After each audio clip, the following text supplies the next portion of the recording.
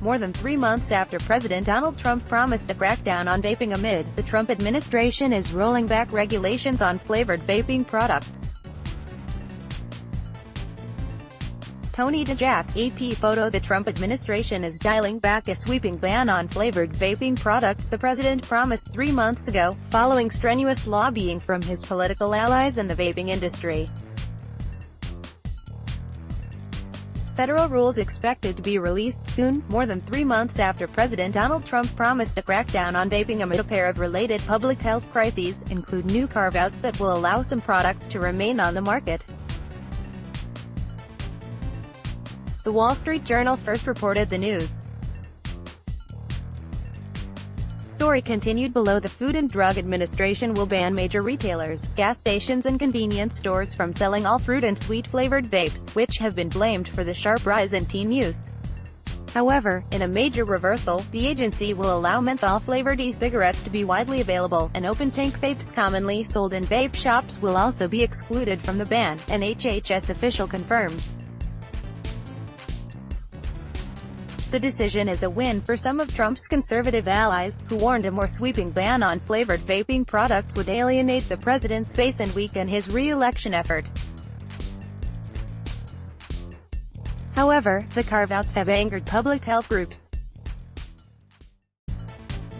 It is a capitulation to both Juul and vape shops and gives a green light to the e-cigarette industry to continue to target and addict kids with flavored products, said Matthew Myers, president of the Campaign for Tobacco-Free Kids, in a statement Tuesday. The issue appeared to put Trump's top health advisors at odds with his re-election campaign and free market outside groups. Campaign manager Brad Parscale urged the president to back off of a sweeping ban over concerns it could trigger backlash among his own supporters.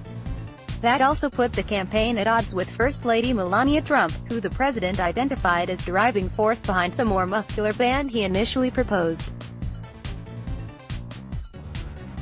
Trump unexpectedly announced a plan for broad flavor bans in September, citing widespread teen vaping and concerns over the ongoing outbreak of vaping-linked lung illnesses. More than 50 people have been killed and more than 2,500 sickened by the illnesses, which have mostly been linked to marijuana vapes from the black market. Children have died, people have died, Trump said at the time, citing Melania's concerns as the parent of a teenager. And we're going to have some very strong rules and regulations.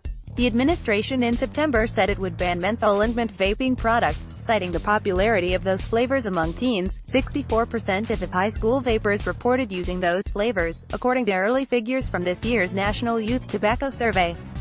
President Donald Trump, Alex Wong, Getty Images. The pressure campaign to water down the ban came quickly after that initial announcement. And within days, Trump softened his rhetoric on vaping, highlighting its potential for helping adults quit smoking. "While I like the vaping alternative to cigarettes, we need to make sure this alternative is safe for all," Trump tweeted. "Let's get counterfeits off the market, and keep young children from vaping." By early November, the sweeping flavor ban dead. The only question was whether the administration would offer a watered-down version or move on from the issue. HHS and FDA declined to comment Tuesday evening. The decision to ban mint while allowing menthol vapes could be seen as a compromise, while traditional menthol cigarettes, considered much more harmful, are widely sold. In earlier proposals, the FDA would have exempted menthol e-cigarette products from regulation until menthol cigarettes were banned. The agency in March 2018 proposed a ban on menthol cigarettes but hasn't advanced the proposal. Well, the leading e-cigarette maker, recently pulled its sweet and mint flavors off the market amid a broader shift in company strategy following months of negative headlines. Juul, which continues to sell menthol vapes, said it would not lobby the administration on the flavor ban. Juul and bigger vaping companies have said they could manage a flavor ban, but smaller industry players and retailers predicted it would crush them. Trump acknowledged this concern in recent weeks, saying that his administration's vaping efforts would account for the potential impact on jobs. thousands of small e-cigarette manufacturers and vape shops have warned that sweeping flavor bans would shatter an industry that's grown rapidly in recent years. Free market groups have warned that the impact could ripple into Trump's 2020 campaign efforts. One of those groups, Americans for Tax Reform, provided polling data to the White House and Trump campaign that showed flavor bans would hurt the president in every battleground state Trump wants to win next year, said Paul Blair, the group's director of strategic initiatives. He knows that killing 10,000 small businesses and putting 100,000 people out of work for Christmas would be a pretty bad way to begin the 2020 campaign in earnest. Politico polls get the latest on the healthcare fight every weekday morning in your inbox.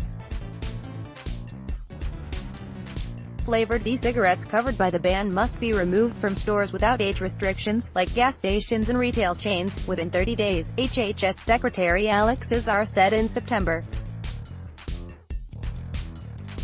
Companies hoping to sell those products again would have to prove to the FDA that their products don't harm public health. Trump's slimmed-down e-cigarette regulation will likely loom large in the initial months of new FDA Commissioner Stephen Hahn's tenure. The longtime cancer researcher was confirmed this month after senators grilled him on vaping regulation during a committee hearing. Lawmakers largely hailed the flavored vaping ban when Trump first announced it in September, but Democrats for weeks have been pushing the administration to formalize sweeping restrictions. Dick Durbin, The No. 2 Senate Democrat, in particular, has criticized the administration for reacting too slowly to rising teen vaping rates and sparred with the previous acting FDA head over the issue. Public health groups were outraged when reports began circulating in October that the administration was considering whether to exempt mint and menthol. They said the new rules won't do enough to discourage teen use.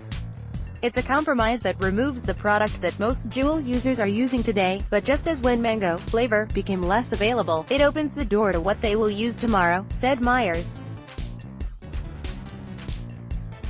Skeptics warned that e-cigarette makers could try to blur the line between mint and menthol flavors in a way that could still attract teen users. Many public health groups say mint is far more popular than menthol among teens, but most surveys make it difficult to determine flavor preferences. One of the rare studies to do so, which was published in a major medical journal in November, indicates teens vastly prefer mint Juul pods to menthol ones. However, critics worry about providing any leeway on flavored products. Former FDA Commissioner Scott Gottlieb, a Juul critic, this fall expressed concern that e-cigarette makers would try to game a ban just on mint vapes. The challenge with the policy of carving out menthol is Juul is likely to rename their mint to menthol, Gottlieb said.